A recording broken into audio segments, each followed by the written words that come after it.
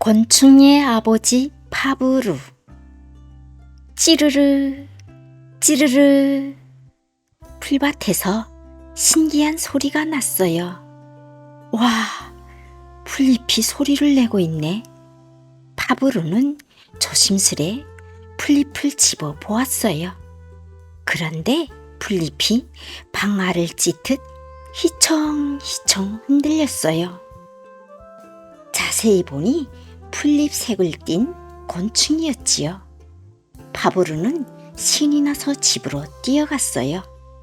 할머니, 제가 잡은 곤충 좀 보세요. 어디 보자. 그건 풀무치란다. 할머니가 웃으면서 말했어요. 할머니, 풀무치는 어떻게 소리를 내요? 글쎄다. 입으로 소리를 내는 거겠지. 그런가? 파브르는 고개를 갸웃거렸어요. 이상하다. 입에서 소리를 내는 것 같지 않는데 좀 더 자세히 알아봐야지. 파브르는 풀무치를 유리병 속에 넣어두었어요. 어느덧 밤이 깊었지요. 찌르르 찌르르. 풀무치 소리에 잠이 깬 파브르는 얼른 유리병 안을 들여다보았어요. 그런데 풀무치는 입을 움직이는 것이 아니었어요. 뒷다리를 열심히 움직여 날개에 비비고 있었지요. 야호! 찾았다! 파브르는 펄쩍펄쩍 뛰면서 소리를 질렀어요. 파브르야, 무슨 일이니? 깜짝 놀란 할머니가 방으로 뛰어 들어왔어요. 할머니, 알아냈어요. 풀무치는 뒷다리와 날개를 비벼서 소리를 내는 거예요. 아이고, 난 또 뭐라고? 어서 잠이나 자거라. 할머니는 고개를 흔들고는 방을 나가버렸어요. 파브르는 이처럼 호기심 많은 아이였어요. 궁금한 게 있으면 꼭 알아내야만 했거든요. 파브르가 가장 좋아한 건 곤충 친구들이었지요. 어른이 된 파브르는 선생님이 되어 코르시카 섬의 학교에서 아이들을 가르치게 되었어요. 이 섬에는 신기한 동식물과 곤충이 많았어요. 파브르는 틈만 나면 곤충을 찾아 산으로 들러 돌아다녔어요. 아이들을 가르치면서도 곤충 연구를 했지요. 어느 날 파브르는 한 곤충학자가 쓴 책을 읽었어요. 그 책에서는 노래귀벌이 사냥감을 죽이고 나서 썩지 않도록 방부제 같은 것을 사용한다고 했어요. 이게 정말일까? 내가 직접 확인해 봐야겠어. 그날부터 파브르는 노래귀벌을 자세히 관찰했어요. 뙤약볕 아래에서 하루 종일 꼼짝 않고 노래귀벌의 굴을 들여다보기도 했지요. 어느 날 노래귀벌이 사냥한 바구미를 끌고 벼랑을 기어오르고 있었어요.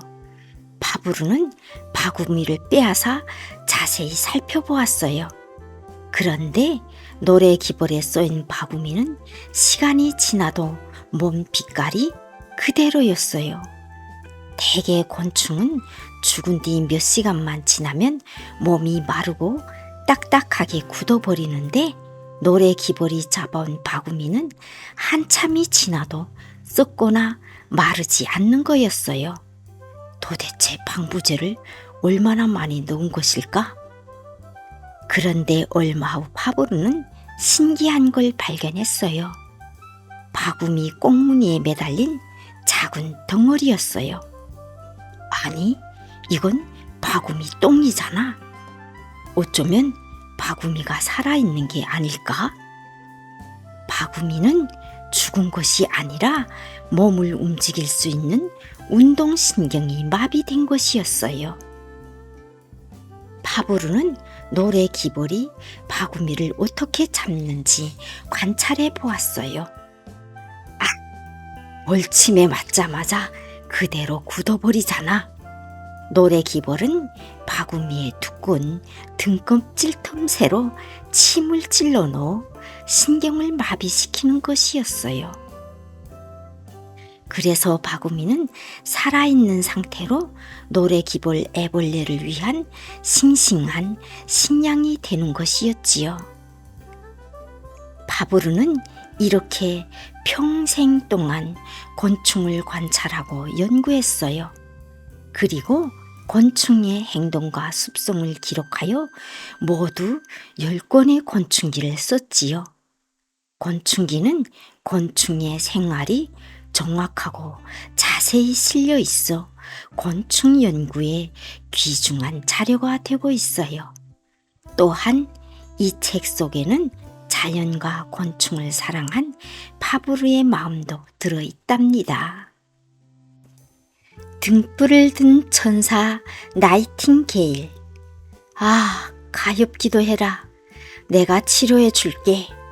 나이팅게일은 다리를 다친 개를 보고 눈물을 글썽거렸어요. 나이팅게일은 마음씨 따뜻한 소녀였어요.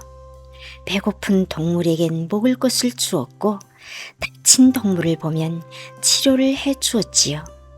마을에 아픈 사람이 있으면 찾아가 간호해 주기도 했어요. 나이팅게일의 집안은 부유한 귀족이었어요. 나이팅게일이 24살이 되자 부모님은 좋은 귀족 가문의 청년에게 나이팅게일을 시집 보내려고 했어요. 하지만 나이팅게일은 오래전부터 꿈을 가지고 있었어요. 바로 아픈 사람들을 돕는 간호사가 되는 것이었지요. 그 당시 간호사는 천한 일로 여겨졌어요. 귀족들은 의사를 집으로 불러서 치료를 받았기 때문에 병원은 주로 가난한 사람들만 가는 곳이었거든요. 게다가 귀족 여성이 간호사가 된다는 것은 상상할 수도 없는 일이었지요. 부모님은 노발대발 화를 냈어요. 간호사라니 어림없다. 시집이나 가거라. 하지만 나이팅게일은 포기하지 않았어요. 간호사가 되기 위해 밤마다 공부를 했지요. 부모님은 걱정이 이만저만이 아니었어요. 어쩔 수 없군요. 저토록 간호사가 되고 싶다니 이만 허락합시다. 어머니가 간곡하게 아버지를 설득했어요. 아버지는 할 수 없다는 듯이 고개를 끄덕였어요. 나이팅게일은 마침내 간호사가 되었지요. 그러던 어느 날이었어요. 전쟁이다!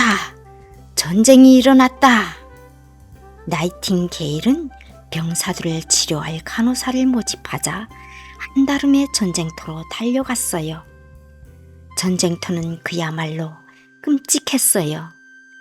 하루에도 수백 명씩 다친 병사들이 실려왔지요.